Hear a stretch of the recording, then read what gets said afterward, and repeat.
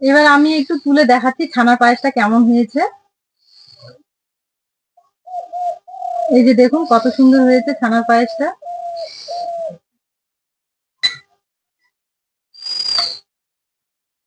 এই যে ভীষণ ভালো হয়েছে, অবশ্যই বাড়িতে এইভাবে করবেন, তাহলে কিন্তু খেতে খুবই ভালো লাগবে। এরকম ছানার পায়েস করে আপনারা কিন্তু গোপালকেও দিতে পারবেন, আবার ঠাকুরের মন্দিরে বা যে কোনো জায়গায় ঠাকুরকে ভোগ লাগাতে পারবেন। নমস্কার বন্ধুরা, কাজুরি ভিলেজ ফুডে সবাইকে অনেক অনেক স্বাগত জানিয়ে আজকে অমৃতের স্বাদে নতুন একটা রেসিপি আপনাদের সঙ্গে শেয়ার করব। সেটা হচ্ছে ছানার পায়েস। কিভাবে আমি ছানার পায়েসটা করছি আপনারা ভিডিওটা দেখতে থাকুন, খুবই ভালো লাগবে। আর আপনারা কিন্তু বাড়িতেই এইভাবে ছানার পায়েস বানিয়ে নিতে পারবেন। উনুন ধরিয়ে আমি কড়াই বসিয়ে দিয়েছি, আর এখানে আমার 1.5 লিটার দুধ আছে। এবার ছানা কাটানোর জন্য আমি অর্ধেকের বেশি দুধ ছানা কাটিয়ে নেব। দুধটা কড়াইয়ে ছেঁকে দিব। ছানা কাটানোর জন্য দুধটা আমাকে একবার ভালো করে ফুটিয়ে নিতে হবে, তাহলে কিন্তু হয়ে যাবে। আর এইভাবে অনবরত নাড়তে হবে, দুধটাতে যেন কোনো রকমের সর না পড়ে।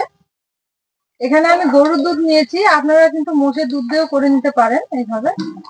দুধটা আমার ছানা কাটানোর জন্য জাল দিয়ে নেওয়া হয়ে গেছে, এবার নামিয়ে উনুন থেকে নামিয়ে আমি এইভাবে হাতা দিয়ে একটু নাড়িয়ে নেব। খুব গরম অবস্থায় ছানা কাটালে অনেক সময় ছানাটা ভালো হতে চায় না।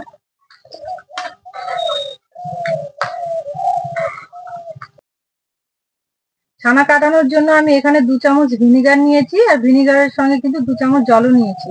আপনারা চাইলে কিন্তু লেবু রস দিয়েও করে নিতে পারবেন। এবার আমি অল্প অল্প করে ভিনিগারটা এইভাবে দিয়ে দেবো, একবারে দেব না, আস্তে আস্তে দিতে হবে। আর এইভাবে হাতা দিয়ে নাড়তে হবে। আবারও দেব।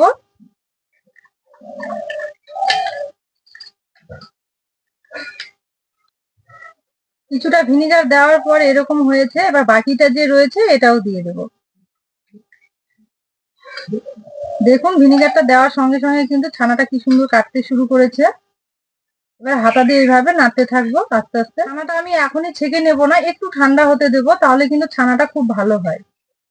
একটু রেখে দেবো 1 মিনিট মতো।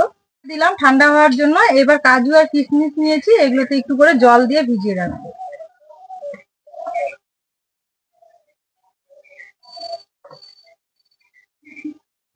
ছানাটা ছেঁকে নেওয়ার জন্য আমি এখানে পাতলা একটা সুতির কাপড় নিয়েছি, এবার ছানাটা ছেঁকে নেব।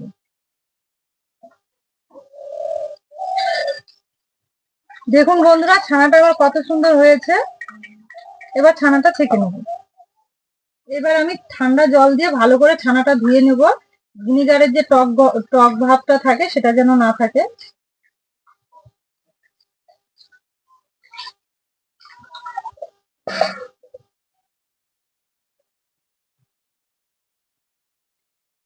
এবার আলতো হাতে এইভাবে জলটা ঝরিয়ে নেব। এবার আমি এখানে যে বাকি দুধটা রয়েছে, এই দুধটা এবার দুধের মালাই করার জন্য এই যতক্ষণ না মালাইটা আমার রেডি হচ্ছে ততক্ষণ ছানাটা ঝুলিয়ে রাখ। আবারও কড়াই বসিয়ে দিচ্ছি, বাকি দুধটা ছেঁকে কড়াইয়ে দিয়ে দেবো।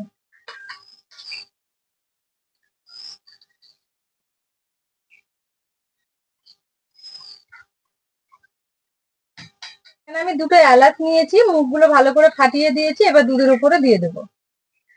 এলাচটা দেওয়ার জন্য কিন্তু খুব সুন্দর একটা গন্ধ হয়, খুব ভালো লাগে খেতে। এবার দুধটা আমি ভালো করে জাল দিয়ে ঘন করে নেব, আর এইভাবে অনবরত নাড়তে থাকবো। আর আমি এখানে 1 প্যাকেট গুঁড়ো দুধ নিয়েছি, এই দুধটা একটা বাটিতে ঢেলে গুলে নেব।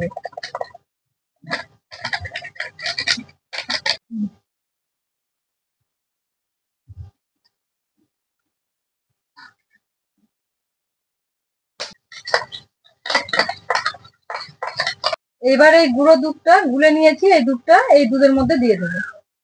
তাহলে কিন্তু দুধটা আমার তাড়াতাড়ি মালাই তৈরি হয়ে যাবে, আর খেতেও কিন্তু খুবই ভালো লাগবে। এবার ছানাটা ঢেলে নেবো। এবার হাত দিয়ে একটু ভেঙে নেবো, এইভাবে মেখে নেব।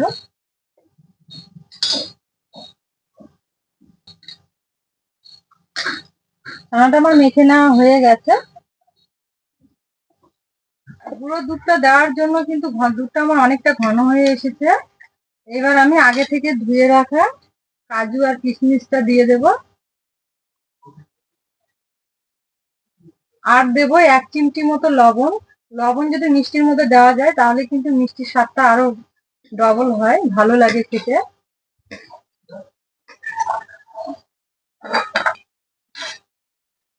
এবার দেবো চিনি।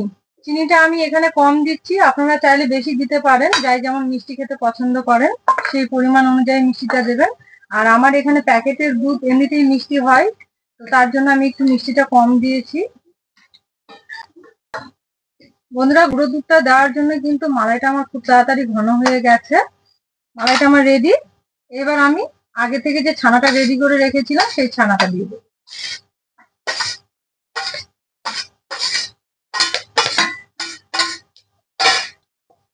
ছানাটা দেওয়ার পর এইভাবে একটু নাড়বো, এভাবে নেড়ে নেবো সবগুলো।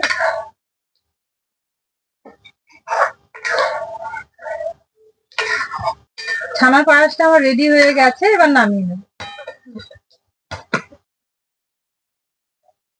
এবার আমি ছানার পায়েসটা একটু ঠান্ডা করে নেব, তারপরে ঢেলে নেব। ঠান্ডা আমার হয়ে গেছে, এবার নামিয়ে নেব। দেখুন বন্ধুরা, কত সুন্দর হয়েছে ছানার পায়েসটা। এটা এখনো গরম আছে, এটা যদি ঠান্ডা পুরোপুরি ঠান্ডা করা যায় তাহলে কিন্তু খুব ভালো হবে আর পুরোটাই জমে যাবে।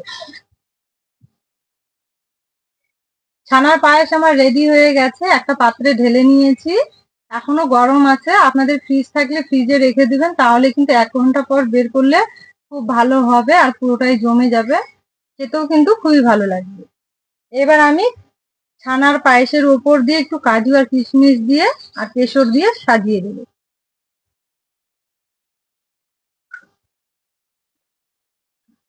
এইভাবে আমি সাজিয়ে নেব। এবার কেশর নিয়েছি, কেশরও একটু দিয়ে দেবো।